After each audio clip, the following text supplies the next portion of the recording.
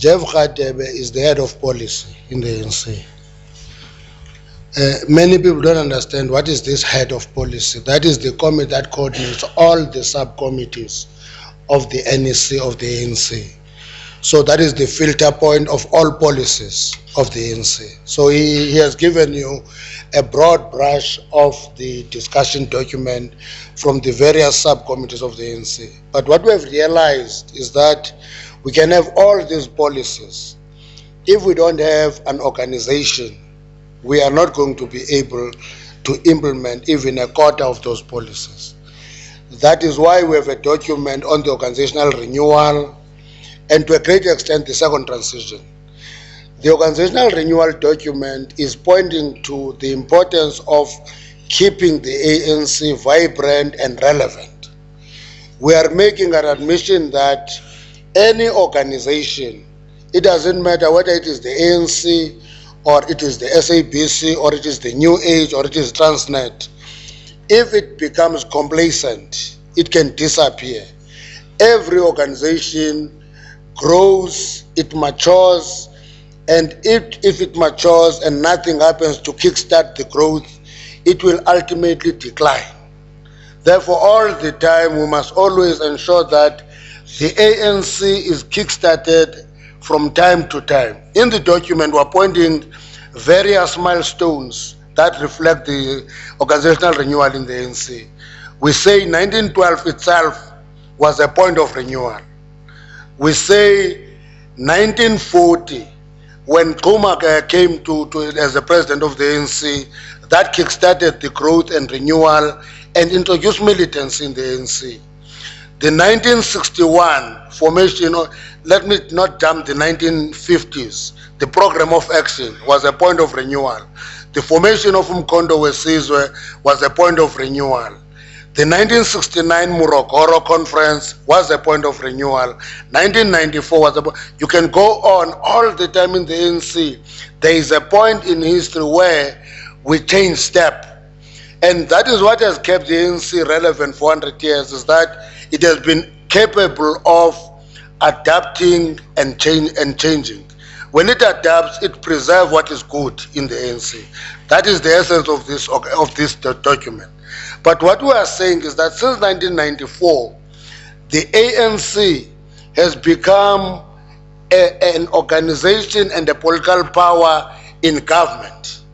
It changed from being an organization against government into an organization that governs. But we're raising quite serious questions there. We say, have we been able to mobilize forces of change to appreciate the difference between being a force of change and being a force against government? And we looked into a number of protests that we have witnessed, and we say there is a character in all these protests. One of the characters is that you will discover that it is mainly ANC activists who are opposing this or that, and we say that is a weakness that must be addressed, because it doesn't help every time there is disagreement in a locality, the structures of things break into two and begin to oppose each other, and you begin to see protests, in the majority of cases violent protests. And we're saying, let's educate our forces to appreciate that they can use mass mobilization to enhance and accelerate change. The second thing that we're noticing, we're acknowledging in that document, is the fact that if we have consolidated democracy over the past 18 years, we have not just consolidated it as it is stated in the Freedom Charter in the first clause. We have actually went further and institutionalized it. What committees are institutionalized, IDP processes, you can go to all the small process, school governing bodies, health committees, and you go to Chapter 9 institution. That is institutionalization of democracy. So democracy has been institutionalized. But if you link that document to the second transition, we're making another admission that we have not moved as fast as we would have been in actually consolidating a socio-economic transformation. And that's why the debate about whether we're in the second transition or is that the correct term is irrelevant, because it is likely to take us into violent polemics about the concept, instead of dealing with the issues that, listen, we've consolidated elections every 5 years, we've institutionalized democracy. Therefore, at the level of political and democratic enhancement and transformation, we've done well, we've consolidated. But on the socio-economic aspect, we have not consolidated. We need to move with the necessary speed. That's why all the discussion, unfortunately, in the policy discussion, particularly in the economy, that debate, which is very fundamental, has been done by what is sensational.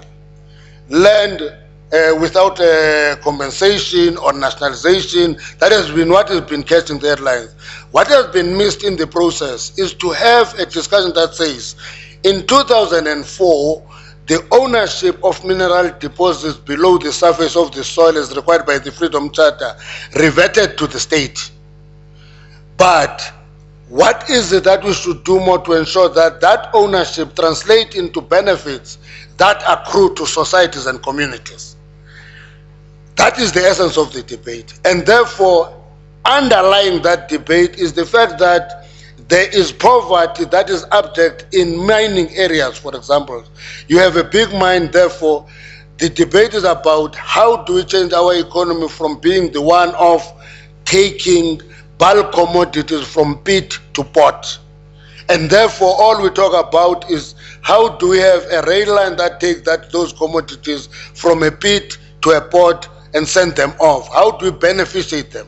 That debate is being lost in the process. And in the policy conference, we will have to come back and discuss that debate. Again, in the land question, which I will just touch briefly, is the fact that we must all be reminded that next year, 2013, will be the centenary of the Native Land Act.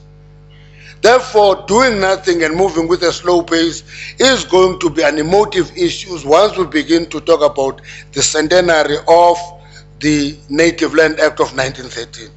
So all those discussions are discussions that we say there must be an organization that is having the capacity to run its affairs and an organization that can actually run government effectively.